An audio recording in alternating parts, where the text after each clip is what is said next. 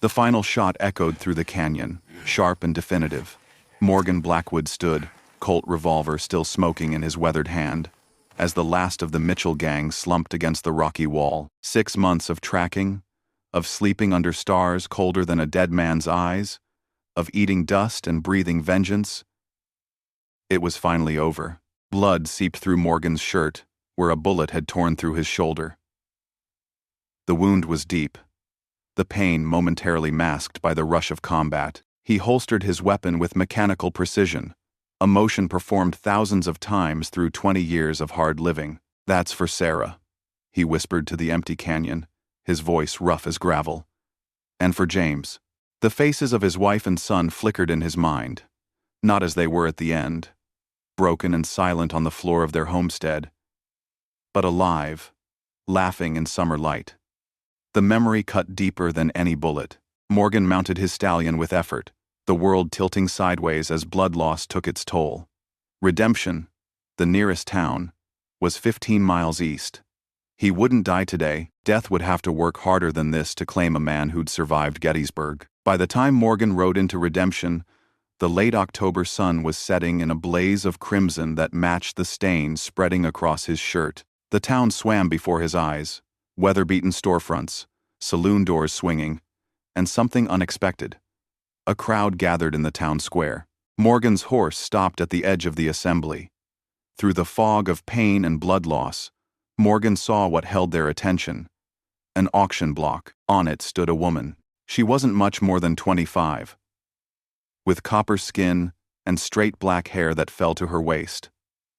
Cherokee, Morgan guessed, from the high cheekbones and proud bearing. Despite the chains at her wrists, she stood tall, eyes fixed on some distant point beyond the crowd, refusing to see the men who evaluated her like livestock. 200 for the Indian squaw, a voice called from the crowd. Morgan's gaze shifted to the bidder, a large man with a carefully trimmed beard and clothes too fine for frontier living. Maxwell Kane, owner of the Blue Ridge Mine and half the businesses in town. Morgan knew the type. Men who'd gotten rich quick after the war, building empires on others' desperation. 250, another voice countered. The auctioneer, a rat-faced man in a stained suit, grinned. "Do I hear 300 for this fine specimen? Strong back, good teeth, domesticated too. Knows her way around a kitchen." The woman's expression never changed, but something in her eyes, a flicker of despair quickly suppressed, struck Morgan like physical force. He'd seen that look before, in his wife's eyes the night the Mitchell gang came. The look of someone who knows what's coming but refuses to break. 500, Kane called, silencing the crowd. The auctioneer's eyes widened. 500 from Mr. Kane. Going once, $1,000. It took Morgan a moment to realize the words had come from his own mouth.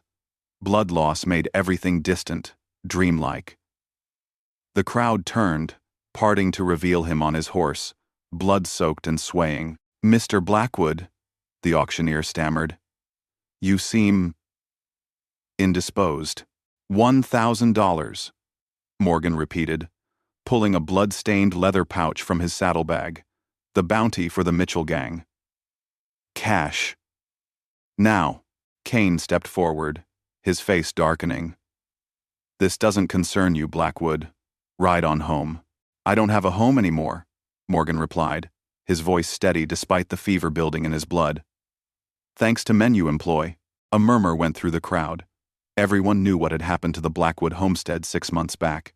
Everyone knew why Morgan had ridden out with a rifle and a list of names. $1,000, Morgan said for the third time, tossing the pouch to the auctioneer's feet. "Sold?" The auctioneer looked from Morgan to Kane, greed warring with fear. Greed won. Sold. To Morgan Blackwood. The world tilted again as Morgan dismounted. He staggered, catching himself against a hitching post. A man stepped from the crowd. Older, with kind eyes behind wire-rimmed spectacles. "You need a doctor, son," he said quietly. "I need the keys to those chains," Morgan replied. The man studied him, then nodded.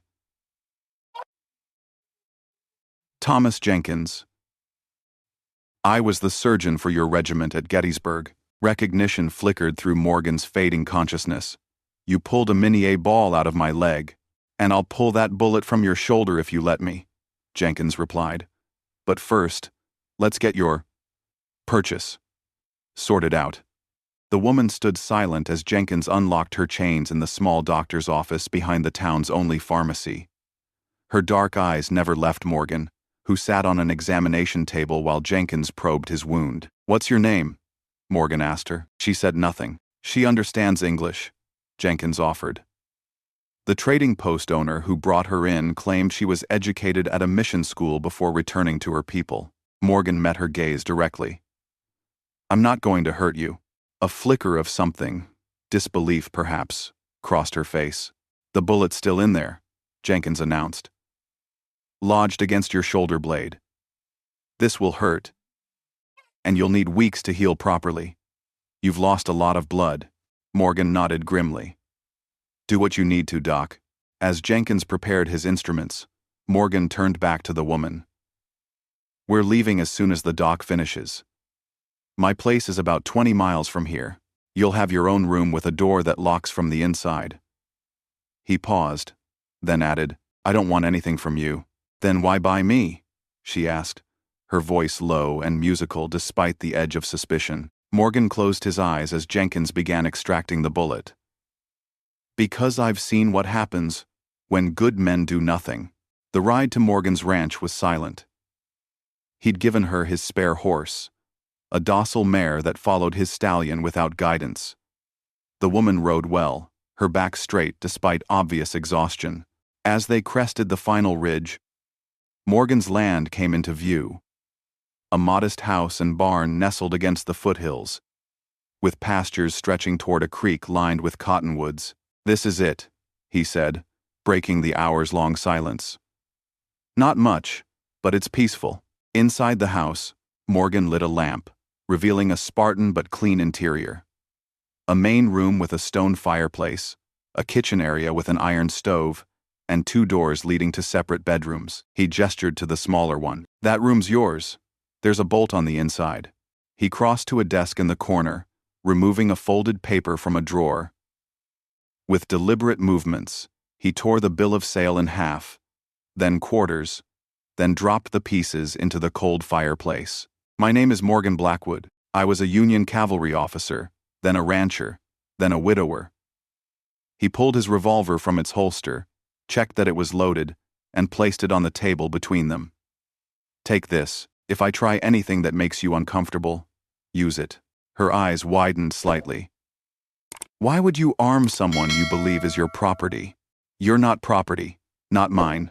Not anyone's. Morgan's voice was firm. I bought your freedom, not you.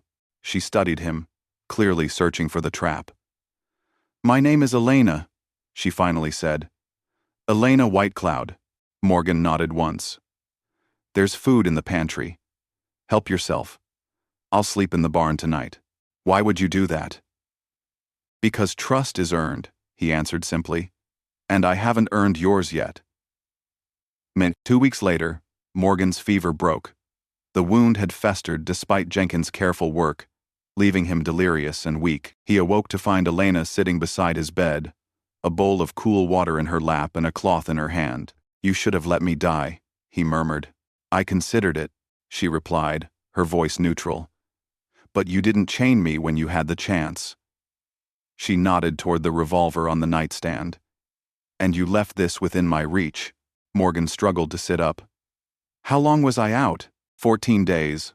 Dr. Jenkins rode out twice to check on you. The infection nearly killed you. Thank you, Morgan said, his voice rough from disuse. For not leaving. Elena stood, her face betraying nothing. You spoke in your fever dreams. The implication hung in the air between them. Morgan looked away. Then you know about Sarah and James. I know the Mitchell gang killed your wife and son 6 months ago. I know you hunted them down one by one. She paused. I know they worked for Kane. Morgan's jaw tightened. I reported Kane's operation to the federal marshal last year. Indentured servitude is illegal, and what he's doing is slavery by another name. 3 weeks later, Mitchell and his boys paid me a visit while I was in town. His voice grew hollow. I came home to find Sarah and James. They didn't make it quick. Elena's expression softened almost imperceptibly. The fever's gone, but the wound needs weeks to heal properly. I used plants from the creek. My grandmother was a healer. As she removed the old bandage, Morgan noticed the door to the second bedroom standing open. Inside, he glimpsed a woman's dress hanging from a peg. Sarah's dress. Untouched since that night. You found it, he said quietly. Elena nodded. And the room with the toys. Your son's room. James was 6. Morgan stared at the ceiling as she cleaned his wound. I've kept everything the same. Couldn't bear to change it. Grief preserves what death takes away, she said, applying a poultice of crushed leaves to his shoulder. My people were forced from our ancestral lands when I was a child. My parents died on the march west. I keep them alive here. She touched her temple. And here. Her hand moved to her heart. It was the most she'd said since arriving, and Morgan understood the gift of her words. How did you end up on that auction block? I lived with what remained of my clan in the territories.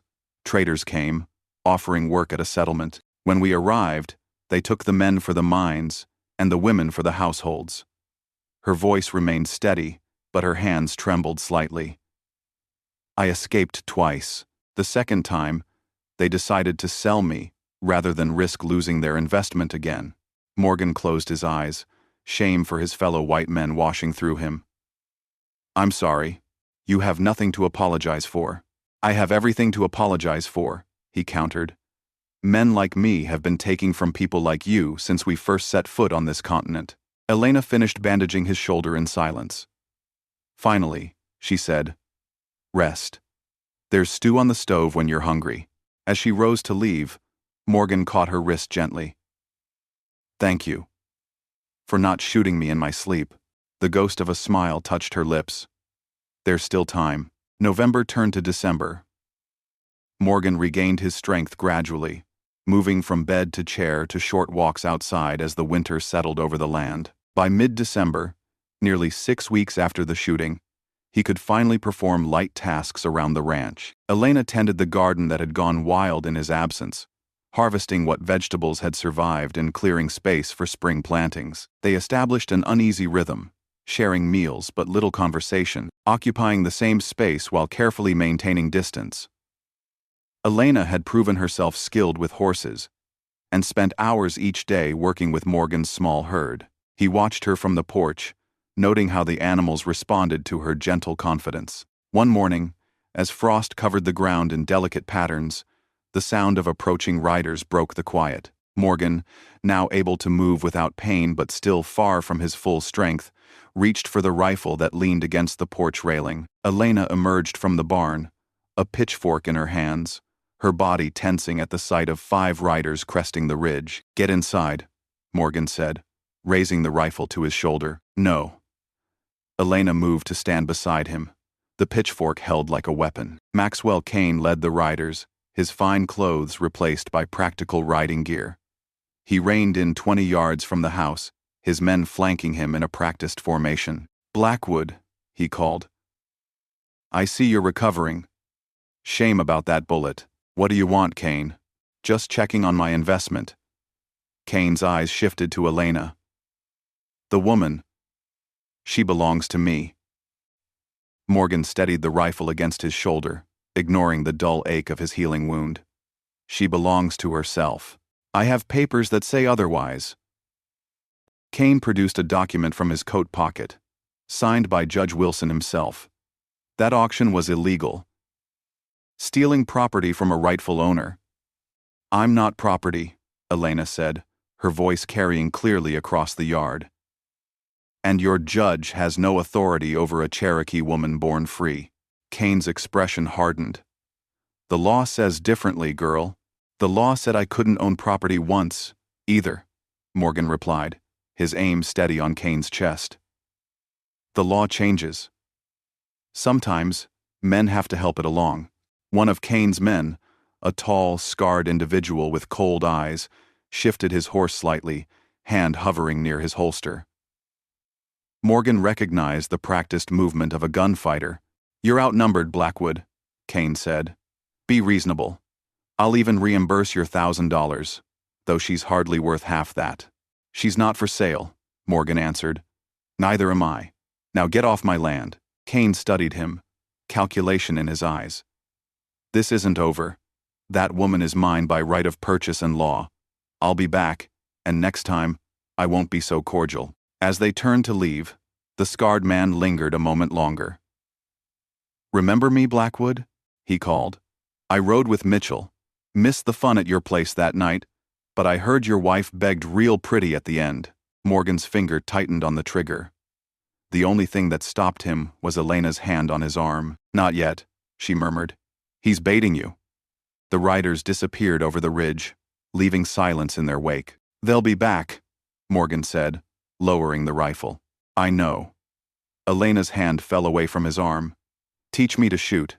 By mid-January, after another month of recovery and training, Morgan was nearly back to full strength. The bitter winter cold had settled over the land. But inside the house, a new warmth had begun to grow. The weeks of shared danger and purpose had transformed them both. Morgan taught Elena to handle firearms, first his revolver, then the rifle, standing behind her to adjust her stance, careful never to touch more than necessary. She learned quickly, her natural poise translating to a steady hand and keen eye. Soon she was hitting targets at distances that impressed even Morgan. In return, Elena showed him how to use plants for medicine, which roots could be eaten in lean times, how to move silently through woods like her Cherokee ancestors. They hunted together, her stealth complementing his marksmanship. When wolves threatened the small herd of cattle Morgan kept in the north pasture, they worked in tandem to drive the predators away. They never spoke of what was building between them. Not trust, exactly, but something adjacent to it. A mutual respect forged in shared danger and purpose. One evening in late January, as they sat by the fire while a blizzard howled outside, Elena asked, "Why did you never rebuild? After your family?" Morgan was silent so long she thought he wouldn't answer. "Finally," he said, "rebuilding meant accepting they were gone. That this was my life now." He gestured to the empty chair beside him. Sarah used to sit there every evening, said it was her favorite time of day. "And now?"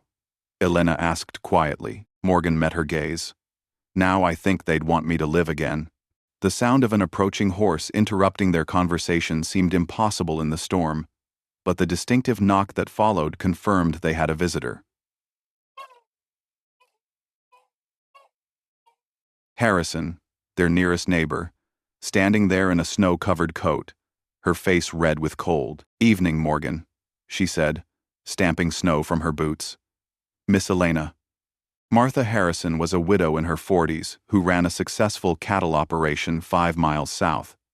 She'd been widowed during the war, her husband a Confederate officer who never returned from Shiloh. Despite their different allegiances during the conflict, she and Morgan had developed a respectful friendship over years of neighboring. Inside, over coffee and warm bread, Mrs. Harrison laid out what she'd learned in town. "Kane's bringing in hired guns," she said without preamble.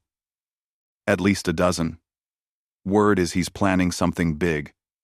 Not just coming for Elena, but taking your land too, Morgan." "My land?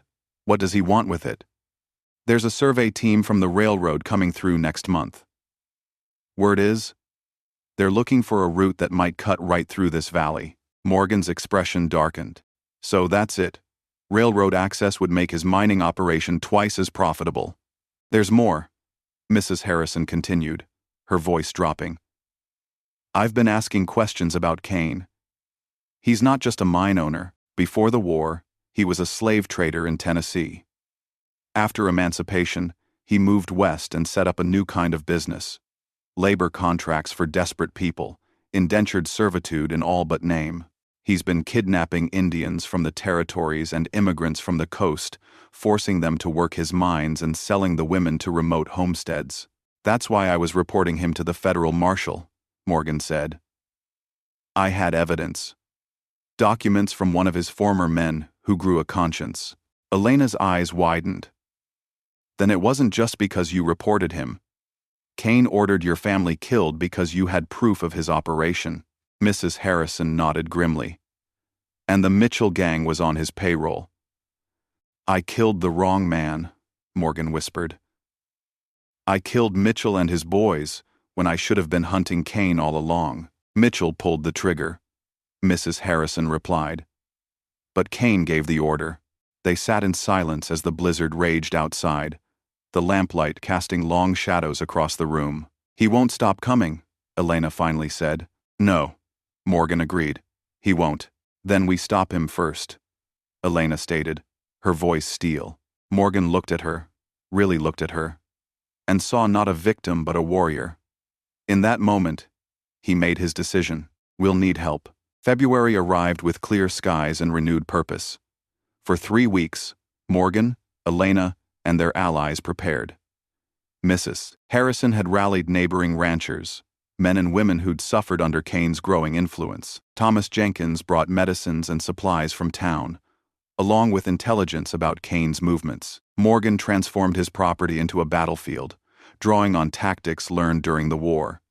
Hidden trenches, false cover, escape routes, choke points where attackers would be vulnerable. Elena contributed Cherokee hunting techniques, deadfalls and snares that would disable horses without killing them. They'll come at night, Morgan told the assembled defenders. 12 men and women who'd agreed to stand with them. Kane's type always do. They'll expect us to be asleep, the house dark. How many? Asked Jenkins, according to my source in the saloon. At least 15 men, Mrs. Harrison answered. Most are hired guns from down south. They don't know this land. We do, Morgan said. That's our advantage. As darkness fell on February 12th, they took their positions.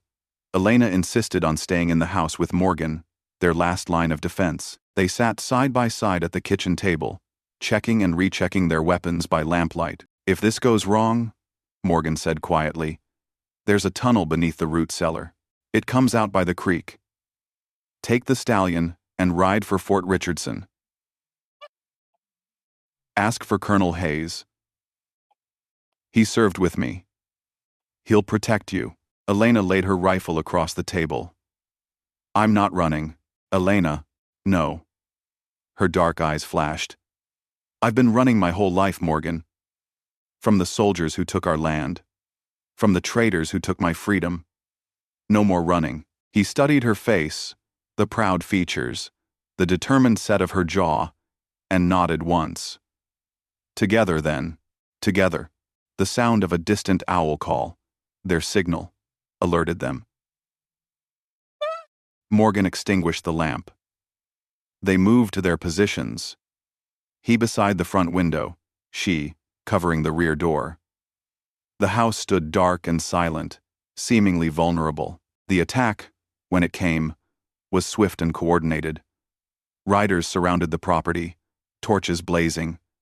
Gunfire erupted as they encountered the first of Morgan's defensive positions. Shouts and the sound of horses rearing filled the night. Through his window, Morgan saw Kane directing operations from horseback, staying safely behind his men. The scarred gunfighter led the charge toward the house, firing as he ran. A bullet splintered the window frame inches from Morgan's head. Now, Morgan shouted. Mrs. Harrison and her ranch hands opened fire from concealed positions in the barn and corral. Caught in a crossfire, several of Kane's men fell. The rest scrambled for cover. The battle raged for what felt like hours but was likely only minutes. The crack of rifles, the acrid smell of gunpowder, the shouts of men, it all blurred together in a familiar haze of combat. Then came the sound Morgan had been dreading, the splintering of wood as the back door gave way. Elena's rifle barked, once, twice. A man screamed. Then silence. Elena? Morgan called, not daring to leave his position. No answer. A new sound. Boots on the wooden floor behind him. Morgan spun, raising his weapon. But too late. The scarred gunfighter stood there, blood streaming from a gash in his arm, his revolver aimed at Morgan's heart. Remember me now? He grinned. Name's Hayden. I was there when Mitchell did your wife. Held your boy down while he watched. Morgan's world narrowed to a pinpoint of rage. He lunged, heedless of the gun. The weapon discharged, the bullet grazing his ribs as they crashed together. They fell, grappling for control of the revolver. Hayden was younger, stronger, but Morgan fought with the accumulated fury of 6 months of grief. The gun discharged again, the sound deafening in the confined space. Morgan felt Hayden go suddenly limp. For a moment, he thought he'd been shot himself. Then he saw Elena standing in the doorway, her rifle smoking. The others? He gasped. Running, she replied. Mrs. Harrison and her people turned the tide. Morgan staggered to his feet, clutching his bleeding side. Kane? A new voice answered.